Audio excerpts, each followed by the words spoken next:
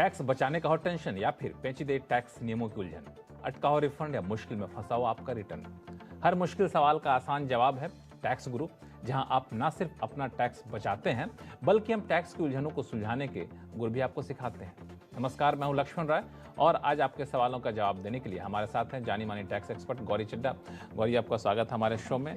और गौरी, जिन लोग income tax payer हैं उनके लिए भी और जो लोग शेयर बाजार में पैसा लगाते हैं उनके लिए भी कई सारी खास टिप्स लेकर आई हैं, इसलिए आप कहीं जाइएगा नहीं, क्योंकि अगले आधे घंटे तक हम आपको बताने वाले हैं शेयर मार्केट में भारी गिरावट की भरपाई कैसे करें टैक्स बचाकर, कैसे कैलकुलेट होगी लीव एनकैशमेंट पर टैक्स की देनदारी, और साथ ही हॉस्टल के किराए पर भी लगेगा जीएसटी। जानेंगे क्या है कोर्ट का फैसला।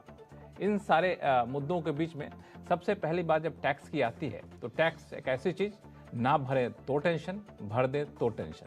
अब देखिए ना, जिन लोगों ने रिटर्न फाइल कर दिया है उनको भी अभी भी टेंशन से मुक्ति नहीं मिली है। नोटिस आ रहे हैं, चूंकि उनको रिफंड देना आखिर सरकार को, तो सरकार पूरी तरह से छानबीन कर लेना चाहती है। ऐसे नोटिस बहुत आ रहे हैं, क्या आपके क्या फीडबैक आपके पास? देखिए, रिटर्न फाइल करने के बाद सबसे पहले तो आपको इंटीमेशन आएगी, जिसको हम नोटिस नहीं मानते हैं। ये सिर्फ इंटीमेशन होती है ये बताने के लिए कि आपका डिमांड है, रिफंड है, या no demand no refund, but आपकी रिटर्न प्रोसेस हो चुकी है और जैसे आपने रिटर्न भरी थी सरकार ने वैसे के वैसे उसे एक्सेप्ट कर लिया है। ये तो हर साल आती है, लेकिन इस साल से एक नई चीज़ देखने को मिली है, जिसमें आपके पास एक एसएमएस आता है और एक नोटिफिकेशन आती है पोर्टल पे, जिसमें आपको एक कुछ लिखा गया होता है, ऐसा जैसे कि आपका रिफंड है तो आप इसको अप्रूव कीजिए तभी रिफंड रिलीज करेंगे, या आपने कोई डिडक्शन एक्स्ट्रा क्लेम की है, जैसे कि पिछले साल आपका 80C और 80D की डिडक्शन नहीं थी, लेकिन इस साल आपने 80C भी लिया है, 80D भी लिया है, तो सरकार पूछ रही है कि आप इसे कंफर्म कीजिए, क्या ये डिडक्शन जो आपने ली है ये जेन्युइन है, ये आपकी बनती है। जब आप इसे कंफर्म करेंगे उसके बाद ही आपका रिफंड आएगा। तो ये नई चीज देखने को आई है इस साल, ज्यादातर लोगों को ये जो नोटिफिकेशन है ये आई है। तो ये जो नोटिफिकेशन आ रहा है वो कैसे, ईमेल पे आ रहा है या फिर मैसेज पे आ रहा है, कैसे आता है? देखिए, मैसेज पे आएगा और आपके मैसेज पास जैसे मिला उसके बाद हमें क्या करना होगा? आपको पोर्टल पे जाके लॉगिन करना है और पोर्टल पे भी आपको ये मैसेज दिखेगा, जहां पे आपको कंफर्म का बटन दिखेगा कि आप इसे कंफर्म करते हैं, एक्नॉलेज करते हैं कि ये जो रिफंड आपने क्लेम किया है ये बिल्कुल जेन्युइन है। जब आप इसे कंफर्म कर देंगे तो कुछ ही दिन में आपका जो रिफंड है आपके बैंक अकाउंट में आ जाएगा। तो दो चीजें, जिन लोगों के रिफंड अब तक नहीं आए, एक बार जाके पोर्टल पर देख रहे हैं कहीं उनके लिए कोई नोटिफिकेशन इस टाइप से तो नहीं आया, और दूसरा जिन लोगों ने पहली बार शायद किसी सेक्शन के तहत रिफंड क्लेम कर रहे हैं उनको ये संभावना ज्यादा है। बिल्कुल, बिल्कुल। और जिनकी मोटी रकम रिफंड में बन रही है, शायद सरकार पैसा देने से पहले छानबीन कर लेना चाहती है। चलिए, तो इसका ख्याल रखिए और अपने मैसेज को भी चेक करते रहिए, और साथ ही साथ पोर्टल पे जा करके आप अपने लॉगिन करके देखें कि कहीं आपके नाम से कोई इस तरह से सवाल जवाब तो नहीं किया जा रहा। करना कुछ नहीं, जैसा कि गौरी ने बताया, सिर्फ आपको जाकर कंफर्म करना है कि जो आपने जानकारी दी थी वो जानकारी बिल्कुल सही है और रिफंड बनता है, ताकि रिफंड आपके पास जल्द से जल्द आ जाए। शुरू करते हैं सवाल जवाब का सिलसिला। सबसे पहले कॉलर हैं गाजियाबाद से प्रदीप जी। प्रदीप जी, नमस्कार। हाँ, नमस्कार सर। कैसे हैं आप? नमस्कार मैम। बिल्कुल बढ़िया सर। बताएं क्या सवाल है आपके पास? सर, मेरा सवाल ये है कि मैंने जब अपना ITR भरा करंट ईयर के लिए, तो उसमें मुझे वो 59,000 दिखा रहा था कि मुझे देने हैं इनकम टैक्स डिपार्टमेंट को। तो मैंने अपना चालान के थ्रू जमा कर दिया और वो भर दिया, लेकिन जब मैंने चेक किया अपना फॉर्म 16 तो उसमें एक मिसिंग था मेरा होम लोन का, तो 2 लाख रुपीज। तो मैंने रिवाइज फॉर्म भरा। जब मैंने रिवाइज फॉर्म फिलअप किया तो उसमें मुझे रिफंड दिखा रहा था 2,000 रुपीज। तो वो रिफंड मुझे आ भी गया है जो रिवाइज वाले में। ठीक है। तो ये मैं कैसे प्राप्त कर सकता हूँ जो मैंने गलती से 59,000 पे कर दिया है गवर्नमेंट को? अच्छा जी, तो देखिए, आपने जो रिटर्न अपनी रिवाइज की है ना, मुझे लग रहा है वहाँ पे कोई गलती हुई है। सबसे पहले तो आप कैलकुलेशन कीजिए अपना एक्सेल पे या अपना एक पेपर पेन लेके कैलकुलेशन कीजिए और देखिए आपका एक्चुअल रिफंड बनता कितना है। अगर आपका एक्चुअल रिफंड 2,000 रुपये से ज़्यादा बनता है तो आपने शायद रिटर्न भरने में गलती की है। रिटर्न भरते टाइम आपने जो TDS आपका कटा था, जो आपके एम्प्लॉयर ने TDS काटा, या आपने जो 59,000 का टैक्स आपने अलग से जमा कराया, सेल्फ असेसमेंट टैक्स, उसका आपने क्रेडिट नहीं लिया है रिटर्न में, इसलिए गवर्नमेंट ने उसको कंसिडर ना करते हुए आपका कम रिफंड बना दिया है। तो आप रिटर्न दोबारा रिवाइज कर सकते हैं। रिटर्न रिवाइज करने की कोई लिमिट नहीं होती है, लेकिन ध्यान रहे जब आप रिटर्न बार बार रिवाइज कर रहे हैं तो वो जेन्युइन होनी चाहिए। अगर कोई गलती होगी आपसे या कोई चीज़ आप मिस कर देते हैं या एक्स्ट्रा रिफंड आप क्लेम कर लेते हैं तो बहुत बड़ी दिक्कत हो सकती है। तो रिटर्न को रिवाइज करने से पहले बी डबली श्योर कि आपने जो रिटर्न रिवाइज की है, जो रिफंड क्लेम किया है, वो बिल्कुल ठीक है। तो प्रदीप जी, आपने रिफंड क्लेम नहीं किया था क्या, जो आपने 57,000 जमा किए थे चालान के थ्रू? नहीं। अच्छा, नहीं किया। देखिए, तो आपकी बीमारी पकड़ में तुरंत में आ गई, और जैसा कि गौरी ने कहा है, आप फिर से रिवाइज करिए और इसको क्लेम करिए, आपका पैसा तुरंत आपको मिल जाएगा, आपकी कोई टेंशन लेने की ज़रूरत नहीं है। चलते हैं अब नोएडा, और यहाँ से तारकेश्वर नाथ शर्मा जी हमारे साथ फोन लाइन पर जुड़ चुके हैं। तारकेश्वर जी नमस्कार।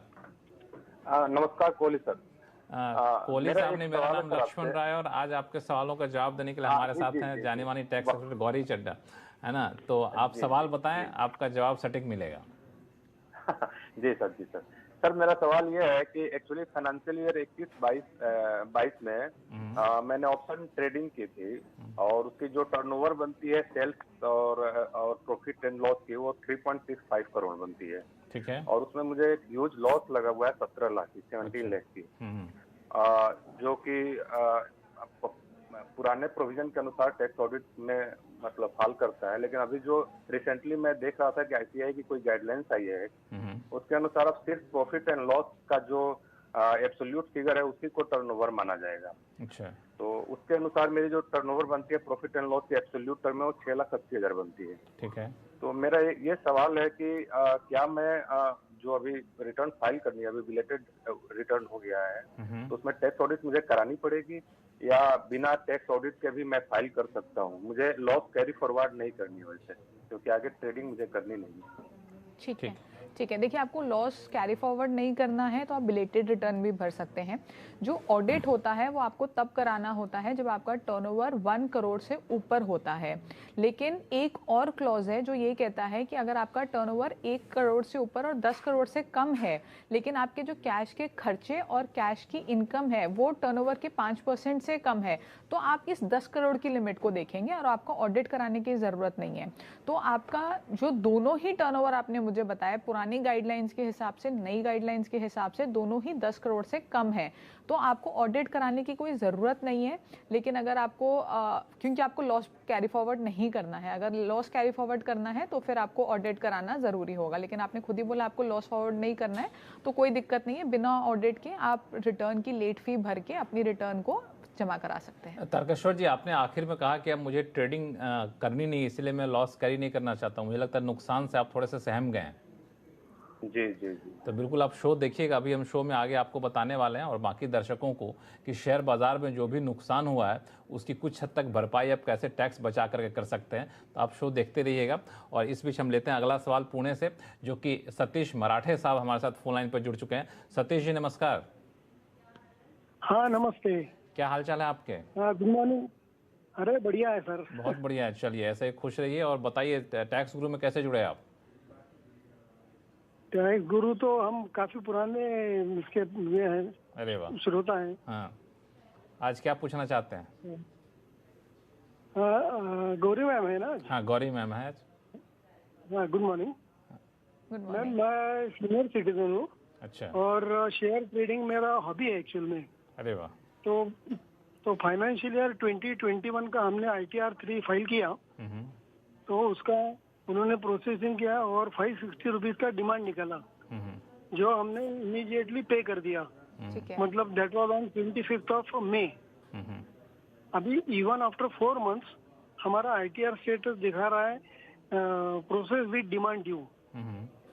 तो हमने हमारे CA को कंसल्ट किया, तो उन्होंने भी 1 सितंबर को फिर से 560 रुपये जमा कर दिए। तो लेकिन फिर भी 1 सितंबर को भी अभी 1 महीना होने को आया, तो there is no change in status. तो मेरा ये कहना है कि इन्फोसिस ने जब ये पोर्टल डेवलप किया था, तो उन्होंने क्लेम किया था कि जो काम 60 डेज में होता है वो 3 दिन में होगा। लेकिन यहाँ पर तो सब उल्टा पुल्टा दिख रहा है काम। नहीं, सारा उल्टा पुल्टा नहीं होगा, सब ठीक हो जाएगा, आप चिंता ना करें। और आपको क्या करना है, गौरी हैं, बताइए गौरी। आपके लिए सवाल बचा के रखे हो तो पूछा उन्होंने, गौरी हैं क्या? उसके बाद सवाल पूछा उन्होंने, बताइए। मैं बता देती हूँ। बिल्कुल आपको टेंशन लेने की कोई ज़रूरत नहीं है।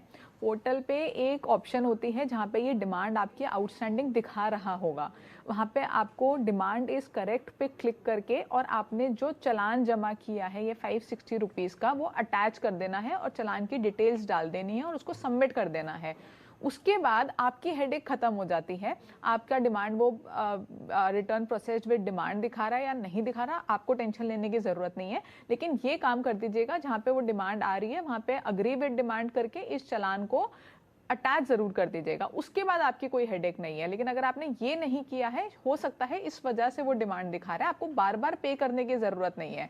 आप बार बार पे करते रहेंगे, उससे कुछ होगा नहीं। तो आप ये कर दीजिए और उसके बाद भूल जाइए कि आपकी कोई डिमांड थी। बिल्कुल, आप की समस्या दुरुस्त हो गई, आप चिंता ना करें। और इन्फोसिस जो कर रहे हो अपना करेंगे, उनके ऊपर जिम्मेदारी, उसको निभाएंगे वो।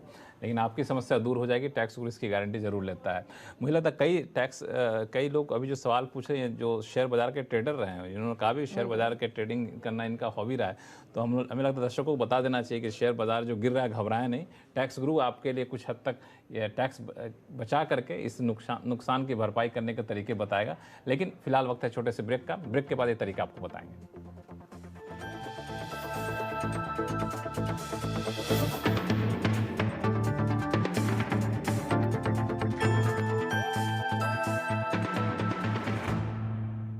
फ्यूचर एक्सप्रेस में आप सभी का स्वागत है। एफएनओ मार्केट का हर एक्शन 2790 से चलकर 3006 के आसपास, अब इसमें 250 अंकों के आसपास का मूव देख चुके हैं। कॉल ऑप्शन लें या पुट ऑप्शन। 17550 का जो कॉल है वो 85 to 90 के आसपास खरीदारी कर सकते हैं। फिलहाल निफ्टी पे वेट एंड वॉच करना चाहिए। जानिए किन स्टॉक्स में होगी आपकी जबरदस्त कमाई।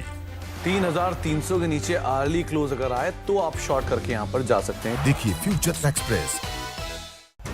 बाजार शुरू होने से पहले कीजिए मुनाफे की तैयारी। जहां से कॉल राइटर्स बाहर निकल रहा है वहां पे बाय कर दीजिए, और जहां पे पुट राइटर कन्विक्शन है वहां पे डिप पे बाय कीजिएगा। जानिए सेंसेक्स और निफ्टी की कैसी होगी चाल।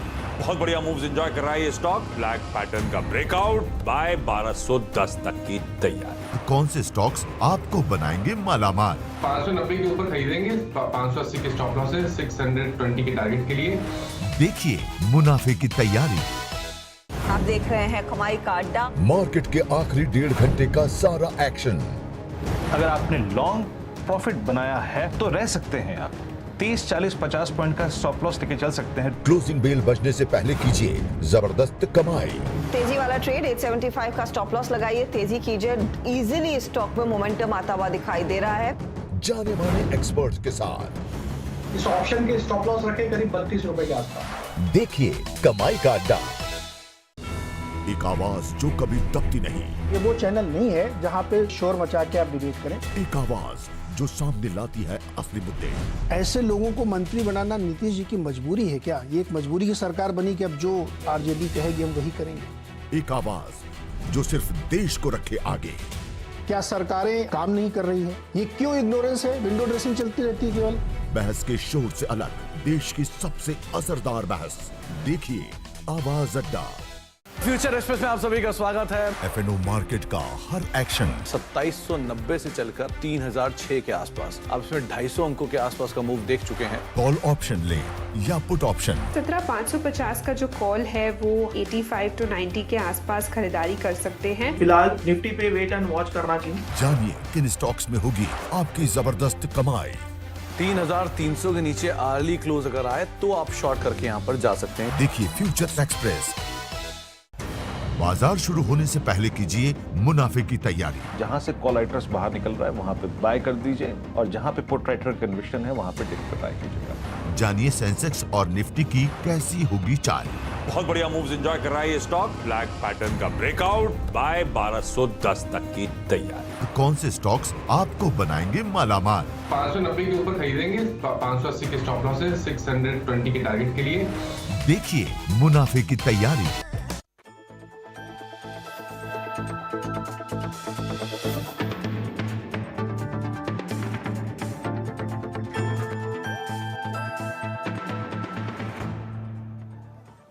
ब्रेक के बाद एक बार फिर से आपका स्वागत है। आप देख रहे हैं टैक्स गुरु और आपके सभी सवालों का जवाब देने के लिए हमारे साथ हैं जाने मानी टैक्स एक्सपर्ट गौरी चड्ढा, जो खुद इस वक्त स्टूडियो में हमारे साथ हैं। और पिछले कुछ दिनों से या फिर कहीं कुछ हफ्तों से मैं देख रहा हूं कि शेयर बाजार में अच्छी खासी गिरावट देखने को आ रही है। तो गिरावट होती तो जाहिर तौर पर कई निवेशक हैं, कई ट्रेडर हैं, उनको नुकसान हो रहा होता है। तो आप पूछेंगे टैक्स गुरु का इससे क्या लेना देना है, तो बता दूं कि हमारी टैक्स एक्सपर्ट गौरी चड्ढा कुछ खास रिसर्च करके लाई हैं और इनका कहना है कि जो नुकसान हो रहा है उस नुकसान की भरपाई कुछ हद तक आप टैक्स बचा कर सकते हैं। अब कैसे कर सकते हैं मुझे भी नहीं पता, गौरी से पूछा। तो गौरी कैसे करेंगे इसको? जी, इसका बहुत ही एक यूनिक तरीका है जो शायद ट्रेडर्स सोचते नहीं हैं कि हम ये ऐसे भी कर सकते हैं। तो अगर जैसे आपको किसी भी स्टॉक में लॉस हो रहा है तो आपको लगता है कि आपको लॉन्ग टर्म इसको होल्ड करके रखना है और जब ये प्रॉफिट में आएगा तभी बेचना है, तो आप इसमें कुछ ट्विकिंग कर सकते हैं। अभी जब आपको लॉस हो रहा है तो लॉस बुक कर लें। जैसे आज एक शेयर 500 रुपये का हो गया है, आपने 600 रुपये में लिया था, तो 100 रुपये का लॉस बुक करके 500 रुपये में उसको बेच के आज ही की डेट में उसको दोबारा खरीद ले तो आपका 100 रुपये का लॉस हो गया बुक। अब इस लॉस को आपका जो प्रॉफिट हुआ है किसी और शेयर में या साल में किसी और शेयर में आपका प्रॉफिट हुआ है तो उस प्रॉफिट से ये माइनस हो जाएगा और आपको सिर्फ बैलेंस पे टैक्स देना है। तो कई बार लॉसेस भी अच्छे होते हैं अगर आप उसको तरीके से बुक करें, समझदारी से बुक करें और उसको आप एडजस्ट कर लें प्रॉफिट के साथ। लेकिन इसमें एक सवाल मेरा ये है कि मान लिया हमने लॉस बुक कर लिया लेकिन प्रॉफिट मेरा हुआ ही नहीं इस साल, तो वो लॉस जो बुक किया उसका कोई फायदा है? बिल्कुल बिल्कुल, तब भी फायदा है क्योंकि इस साल आपको प्रॉफिट नहीं हुआ इसका मतलब ये नहीं है कि आगे के सालों में भी आपको प्रॉफिट नहीं होगा। तो ये जो लॉस आपने इस साल बुक किया है ये अगले 8 साल तक आप कैरी फॉरवर्ड कर सकते हैं। 8 साल तक? 8 साल तक। तो 8 साल तक आपको डेफिनेटली कहीं ना कहीं अगर आप स्टॉक मार्केट से जुड़े रहते हैं, मार्केट गिरेगा नहीं तो बिल्कुल आपको अच्छा खासा प्रॉफिट होगा। तो 8 साल तक आप इसको कैरी फॉरवर्ड करके एडजस्ट कर सकते हैं। तो बिल्कुल काफी पते की बात है कि अगर शेयर बाजार के निवेशक आप हैं और तो इस गिरावट से घबराए ना, इस गिरावट में भी अपना कहते हैं ना आपदा में अवसर ढूंढने, तो इस अवसर ढूंढिए और इसमें आप लॉस बुक करिए। लॉस को जैसा गौरी ने कहा कि 8 साल तक कैरी फॉरवर्ड कर सकते हैं। 8 साल तक कभी भी आपको मुनाफा होगा तो उस नुकसान को उस मुनाफे के एवज में उसकी भरपाई कर सकते हैं और इस तरह से आप अपना अच्छा खासा टैक्स बचा सकते हैं। तो बिल्कुल इसका ध्यान रखिएगा, बहुत ही बेहतरीन उपाय बताया गौरी ने। फिर से शुरू करते हैं सवाल जवाब का सिलसिला। दिल्ली चलते हैं, दिल्ली से हमारे साथ हेमंत धवल साहब हैं फोन लाइन पर। हेमंत जी नमस्कार, क्या सवाल आपके पास? हाँ जी, आपको नमस्कार, गौरी जी को भी नमस्कार। जी नमस्कार। हाँ जी, एक्चुअली मेरे फादर ना एक डेबिट कार्ड एटीएम यूसेज या इंटरनेट में कंफर्टेबल नहीं है, तो वो ट्रेडिशनल वे में चेक से बैंक से पैसे निकालते हैं। ठीक है। अपनी यूसेज के लिए कई बार उनको टाइम नहीं लगता तो वो मुझे कहते हैं मैं अपने अकाउंट से निकाल के उनको दे देता हूँ। अच्छा। और फिर वो मुझे उसी अमाउंट का चेक दे देते हैं मेरे नाम से। अच्छा। मिनिमम अमाउंट 50,000 तो निकालते हैं हम, मतलब साल में 3 बार। अच्छा।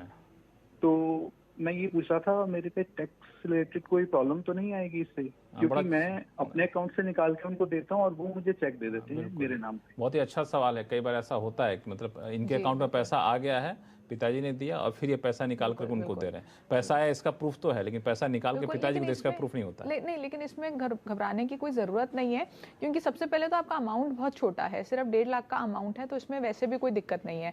दूसरी बात ये है कि आप जो 50,000 विड्रॉ कर रहे हैं साल में 3 बार, यानी कि 1.5 लाख रुपए आप विड्रॉ कर रहे हैं, वो आप अपने खर्चे भी दिखा दें और जो फादर से आपको चेक आ रहा है 1.5 लाख का वो आप गिफ्ट दिखा दें, लोन दिखा दें। वैसे तो लोन नहीं दिखाएंगे क्योंकि आप ऑलरेडी उनको दे चुके हैं, तो गिफ्ट दिखा दीजिए। तो फादर से जो भी गिफ्ट आपको मिलती है वो टैक्स एग्जेम्प्ट होती है, तो इसमें घबराने की कोई ज़रूरत नहीं है, इसमें कोई दिक्कत नहीं आएगी और इजीली प्रूव किया जा सकता है कि ये पैसा यहाँ से आपने विड्रॉ किया और उसके आसपास की डेट में ही आपके फादर ने आपको ये पैसा ट्रांसफ़र किया है। तो आपको कोई दिक्कत वाली बात नहीं है, बट आप इसको गिफ्ट दिखा के आप उनसे एक रिटर्न में ले लीजिए कि ये गिफ्ट है, मेल में ले लीजिए या कोई एक पेपर पे लिखवा बहुत लीजिए। ज़्यादा मतलब सिक्योर होना चाहिए। हाँ जी, हाँ जी, अगर बहुत ज़्यादा आपको टेंशन है, वैसे इतने छोटे अमाउंट में कोई दिक्कत नहीं है, आप उसको गिफ्ट भी दिखाएंगे, नहीं भी दिखाएंगे तो भी चल जाएगा। लेकिन ये बात ध्यान रखना होगा कि अगर वो पैसा पिताजी से लेते हैं, उस पैसे को कहीं इन्वेस्ट करते हैं, उस पर अगर आमदनी होती है तो फिर उनको टैक्स देना पड़ेगा। क्यों? नहीं, देखिए ये तो उन्होंने गिफ्ट दिया है तो ये तो अब उन्हीं का पैसा हो गया, तो अब आप इसको कहीं भी इन्वेस्ट करें, कुछ भी करें, इस पे तो क्लबिंग भी नहीं होती है। अच्छा। बट आपको वो तो जैसे जनरली आप टैक्स देते हैं वैसे ही टैक्स देंगे। हाँ जी। चलिए, तो मुझे लगता है कि आपकी उलझन दूर हो गई होगी। अगला सवाल लेते हैं कानपुर से। प्रदीप कुमार गुप्ता जी हमारे साथ फोन लाइन पर जुड़ चुके हैं। प्रदीप जी नमस्कार, बताएं क्या सवाल आपके पास? नमस्कार जी। नमस्कार जी, नमस्कार सर। सवाल पूछो मैं सर? हाँ बिल्कुल पूछिए। मैं सर ये कह रहा था कि मैंने 2019 में रिटायरमेंट हुआ सर बैंक ऑफ बड़ौदा से। अच्छा। और मुझे जो 3 लाख, मुझे करीब 7 लाख रुपए मिला लीविंग कैशमेंट का, उसमें कुल 3 लाख रुपए का मुझे टैक्स रिबेट मिली। अच्छा। बाकी भी हमको टैक्स लग गया। जबकि हमारे एक फ्रेंड है वो LIC से रिटायर हुआ सर, उसको भी करीब 8 लाख रुपए मिला है और उसका टोटल एग्जेम्प्टेड था उसमें टैक्स से। अच्छा। तो सर मुझको क्यों नहीं मिला? और ये मिलना चाहिए मेरे को। LIC और bank both are same organisation. बिल्कुल, इनकी समस्या बड़ी उलझन है। तो इनको क्यों नहीं मिला, इनके दोस्त को मिल गया, ये एक बड़ी तुलना कर रहे हैं। खैर बताएंगे आपको क्यों नहीं मिला, उनको क्यों मिल गया। जी देखिए, इसमें फ़र्क ये है कि आप सेंट्रल गवर्नमेंट एम्प्लॉय नहीं है। अगर आप सरकारी एम्प्लॉय होते तो आपके जो टोटल आपको जो रकम मिली है वो पूरी ही एग्जेम्प्ट हो जाती, लेकिन क्योंकि आप सरकारी एम्प्लॉय नहीं हैं तो आपको 3 लाख की एग्जेम्पशन मिली है। क्योंकि आपका अमाउंट 3 लाख से ज़्यादा होगा तो मिनिमम 3 लाख की आपको एग्जेम्पशन मिल जाती है, और उसके ऊपर का जो अमाउंट है उस पर आपको टैक्स देना होगा। वहीं आपके जो फ्रेंड हैं वो सरकारी नौकरी में आ जाते हैं तो उनको पूरा का पूरा जो टैक्स है उनका वो एग्जेम्प्ट हो गया है। चलिए, तो आप इसका मुझे लगता है आपको सफाई मिल गई होगी। क्यों? सरकारी में सर अभी आए हैं ये लोग, उससे पहले तो प्राइवेट भी थे, वो भी हमारे साथ रिटायर हुआ 2019 में। नहीं देखिए, अगर वो पहले आपके साथ थे और पहले यानी कि सरकारी नहीं थे तो उनकी एग्जेम्पशन गलत है, उनको तब ये एग्जेम्पशन नहीं मिलेगी। ये जो टोटल अमाउंट की एग्जेम्पशन होती है ये सिर्फ सरकारी लोगों को ही मिलती है, प्राइवेट वाले और बाकियों को नहीं मिलती है। हालांकि तो उनको किस हिसाब से मिला, इस पे बहस करने से अच्छा है कि इनको इनके लिए क्या रास्ता बिल्कुल है। बिल्कुल, तो हो सकता है उनसे कहीं कोई गलती हुई हो या कोई और चीज हो, उसके अंदर कोई और कैच हो। हाँ, तो आपका क्या हिसाब है वो गौरी ने आपको बता दिया है, तो मुझे लगता है कि आपकी उलझन दूर हो गई है। फिलहाल वक्त है छोटे से ब्रेक का। ब्रेक के बाद बताएं कि अगर आप हॉस्टल में रहते हैं या फिर पेइंग गेस्ट के तौर पर रहते हैं तो जो आप किराया दे रहे हैं कि क्या उस पर भी GST चुकाना पड़ेगा। ये बड़ा ही पेचीदा मामला है, बताएंगे छोटे से ब्रेक के बाद।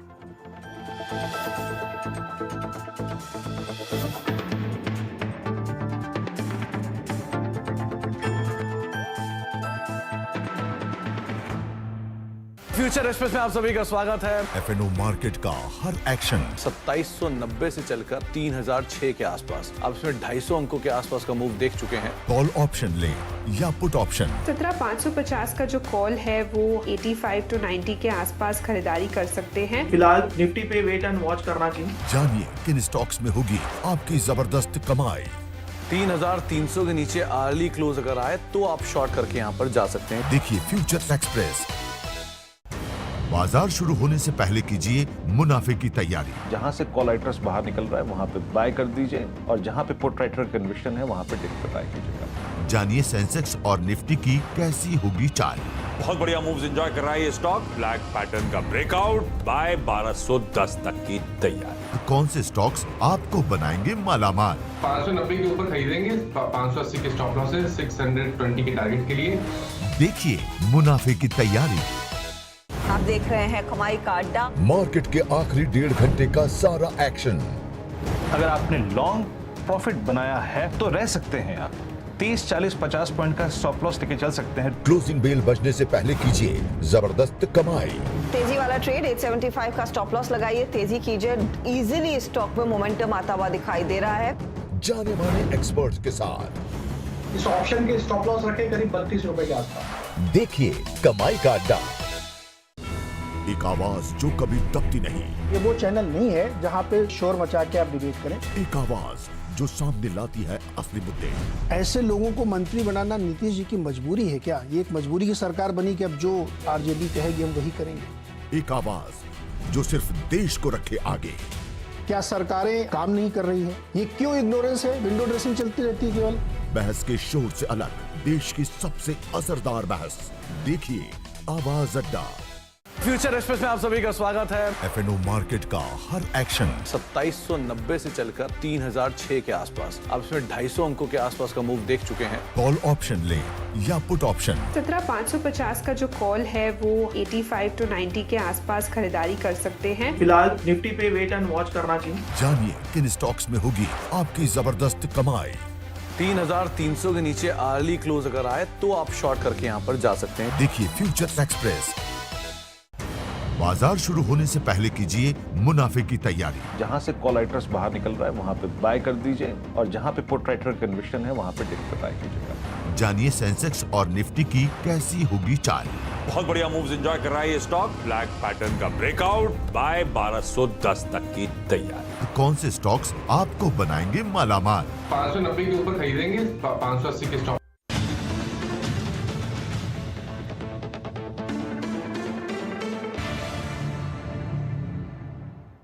ब्रेक के बाद एक बार फिर से आपका स्वागत है। आप देख रहे हैं टैक्स गुरु और आपके सवालों का जवाब देने के लिए हमारे साथ हैं जानी मानी टैक्स एक्सपर्ट गौरी चड्ढा। गौरी, एक सवाल हमारे पास आया है इंदौर से, कृष्णा दुबे जी का है। दुबे जी नमस्कार। हाँ नमस्कार। बताएं सर, क्या पूछना चाहते हैं आप?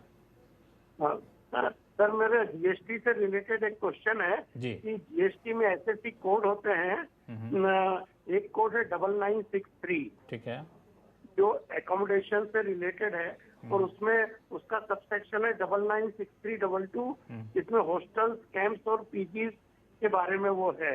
तो अभी जो रिसेंटली कर्नाटका हाई कोर्ट का फरवरी 22 में डिसीजन आया है, उसमें हॉस्टल्स को और पीजी को उन्होंने रेसिडेंशियल ड्वेलिंग डिक्लेयर किया है और उस पर जीएसटी नहीं लगेगा।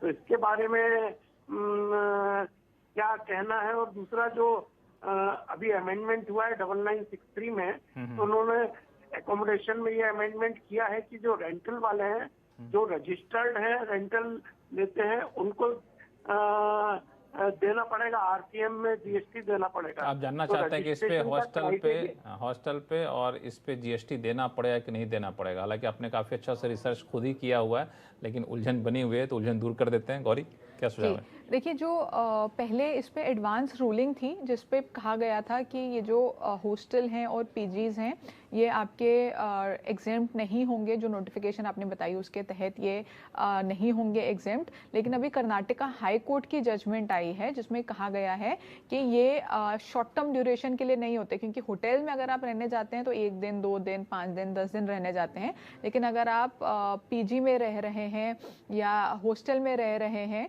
तो उस केस में ये लॉन्ग ड्यूरेशन के लिए होता है, तो इसको रेजिडेंशियल ड्वेलिंग ही मानेंगे और इस पे जो है आपको जीएसटी नहीं देना है। तो दुबे जी खुश हो जाइए, आपको किसी भी तरह का कोई जीएसटी देने की जरूरत नहीं है। और गौरी, आपका बहुत बहुत शुक्रिया सभी सवालों का जवाब देने के लिए। और आपके पास कोई भी सवाल हो, चाहे इनकम टैक्स जुड़ा हुआ हो या फिर जीएसटी जुड़ा हुआ हो, आप हमें लिख भेजिए tax@moneycontrol.com पर। आप अपने सवाल के साथ अपना नाम और मोबाइल नंबर लिखना ना भूलें। नमस्कार, देखते रहिए सिंधी आवाज।